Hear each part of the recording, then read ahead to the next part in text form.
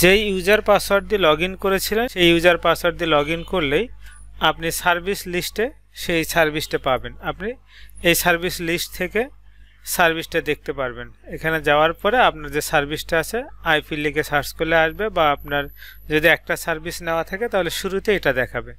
সেখান থেকেই আপনি এই অ্যাক্টিভ বাটনে ক্লিক করলেই ব্যালেন্স দেখতে পারবেন। অথবা আপনি যদি সার্ভিস মেনুতে যান, এখান থেকে মাই সার্ভিসে ক্লিক করবেন। মাই সার্ভিসে ক্লিক করার পরেও আপনার এখানে আপনার সার্ভিসটা দেখাবে।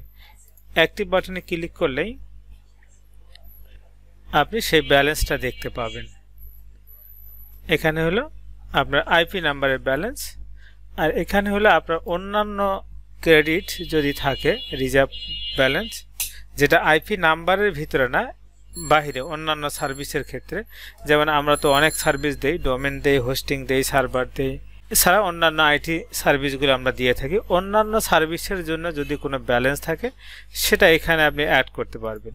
অথবা এখানে যদি আপনার কোনো ব্যালেন্স থাকে সেই ব্যালেন্সটা যদি আপনি আইপি নাম্বারে নিতে চান সেটাও আমরা করে দিতে পারবো। এটার জন্য আপনি আমাদের হোয়াটসঅ্যাপে মেসেজ করবেন, কত টাকা রিচার্জ করবেন সেই টাকাটা পাঠাবেন এবং আইপি নাম্বারটা আমাদেরকে দিয়ে দিবেন, তাহলে আমরা আপনার ব্যালেন্সটা দিতে পারবো। আমাদের সার্ভিস ব্যবহার করার জন্য আপনাকে অশেষ ধন্যবাদ। আল্লাহ হাফেজ।